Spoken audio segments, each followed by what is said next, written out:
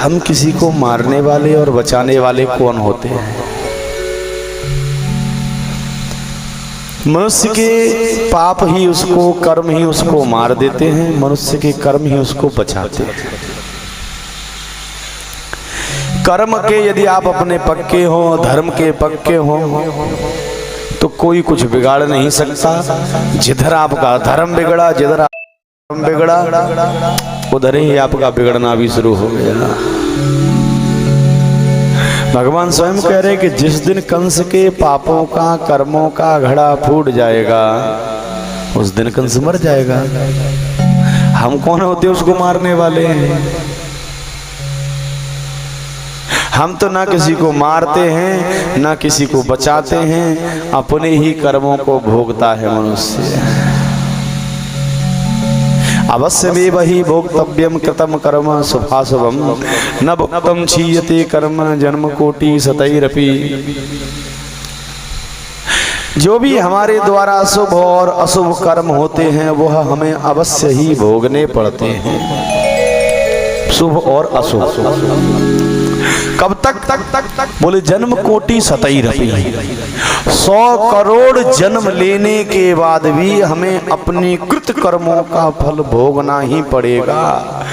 कर्म कभी पीछा नहीं छोड़ता है। कर्म रस्सी के द्वारा आपसे बंधा हुआ है, जिधर जाओगे उधर चलेगा साथ में।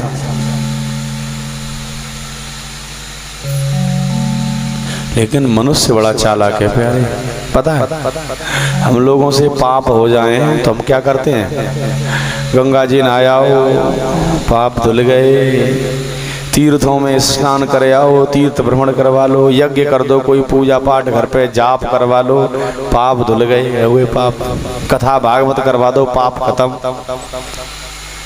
आज तक कोई व्यक्ति ऐसा नहीं मिला संसार में जो ये कह रहा हो कि मेरे पुण्य भी धुल जाएं इसीलिए तीर्थों में स्नान के लिए जा रहा हूं, या इसीलिए भागवत करवा रहा हूं मेरे पुण्य धुल जाएं। काहे के लिए? बोले पाप धुल जाएं। तो जो उस ठाकुर जी के जो व्यवस्थापक बैठे हुए हैं वो सब मूर्ख हैं क्या? पाप तुम धुल लो और पुण्य तुम्हें ही चाहिए सारे। किसी भी तीर्थ में स्नान से कभी तुम्हारे पाप नहीं धुलते हैं प्यारे।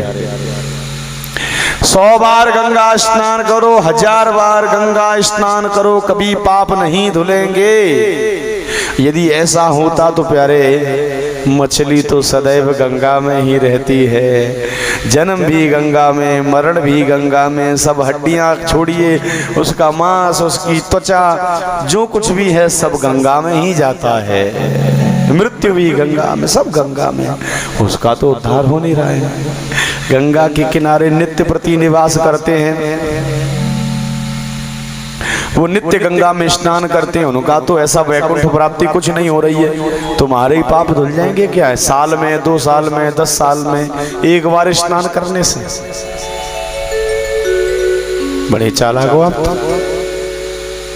अच्छा, यदि गंगा, हम कह रहे हैं कि गंगा में स्नान करने से पाप नहीं धुलते, लेकिन शास्त्र कहते हैं गंगे गंगे तीयो ब्रूयात योजनानी शतैरपि। 100 योजन दूर से यदि कोई गंगा का नाम भी ले ले तो उसके पाप मिट जाते हैं। अब बताओ हम का गलत कह रहे क्या? हम तो गलत ही कह रहे हैं, क्योंकि शास्त्र की लिखी बात सिद्ध मानी जाती है। शास्त्र हर बात में अंतिम प्रमाण है। सही कह रहे हैं, शास्त्र भी बिल्कुल अपनी जगह पे, वो कुछ गलत नहीं कह रहे। लेकिन ध्यान रखो, हमारे कुछ पाप ऐसे होते हैं जो हम जाने में करते हैं, कुछ पाप ऐसे होते हैं जो अनजाने में करते हैं। आप चल रहे हो, पैर के नीचे चींटी, कीड़ा इत्यादि आके मर जाते हैं, अनजाने के पाप हैं। आप आटा पिसवाते हो, गेहूं को चक्की पे डालते हो पिसने के लिए, उस आटे में कभी कभी कुछ कीड़े होते हैं, अवश्य ही होते हैं, ज्यादा नहीं तो 1 या 2 कुछ निकल जाता है, वो पिस जाता है। उसकी मृत्यु हुई किसके लिए? तुम्हारे लिए। तुम मत खाओ आटा, तुम गेहूं को खा लो सीधा सीधा। तुमने अपने लिए आटा पिसवाया, आटे में गेहूं घुन पिस गया, पाप किसको लगेगा आपको? पानी के रखने के स्थान पर चींटियां आ जाती हैं, पानी में बह जाती हैं, मर जाती हैं। और भी बहुत सारे पाप नित्य हमसे बोल चाल में, चाल ढाल में चलते फिरते होते ही रहते हैं। ऐसे जो अनजाने में किए गए नित्य पाप हैं, नित्य गलतियां हैं, वो तीर्थ सेवन से, कथा भागवत करवाने से, गंगा स्नान कर भूल जाते हैं।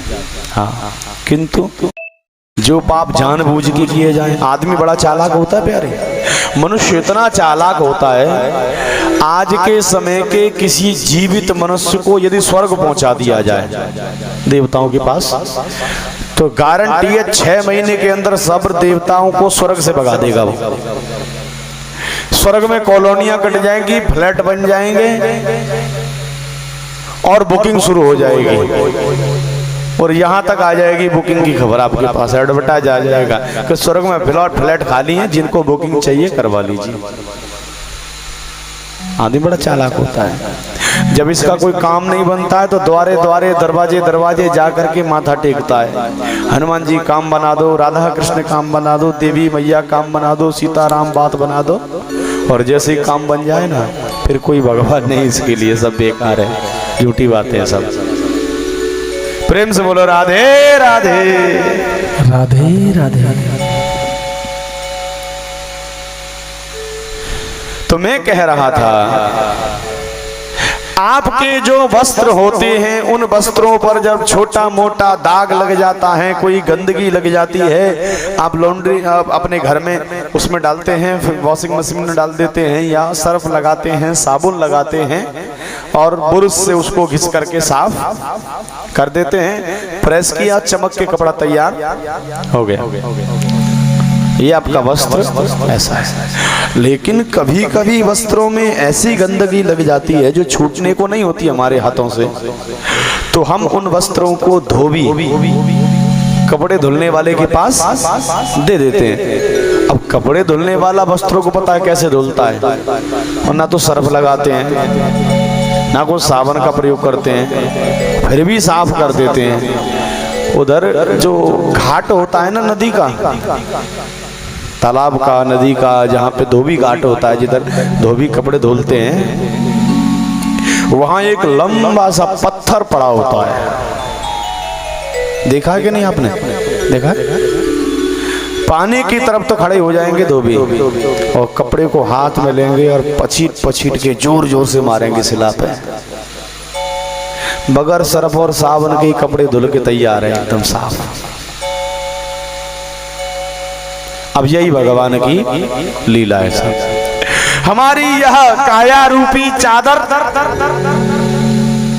काया रूपी चादर थोड़ी बहुत गंदी होती है जिनकी, उनकी तो बस ऐसे ही कथा कीर्तन से, भाव से, भजन से, तीर्थ से, स्नान से शुद्ध हो जाती है। लेकिन जो लोग अपनी काया का रूपी चादर को ज्यादा गंदी कर लेते हैं, अधिक ही मैली कर लेते हैं, मैली चादर है, तो फिर उनकी धुलती नहीं है, तो फिर भगवान धोबी घाट भेज देते हैं। धोबी घाट कहाँ है? नरक। जिसे हम नरक कहते हैं ना, वो धोबी घाट है भगवान का। माँ जब कर्री कुटाई लगाते हैं वो नरक के देवता अच्छे अच्छे की काया की चादर साफ होकर के यहाँ आ जाती है। प्रेम से बोलो राधे राधे।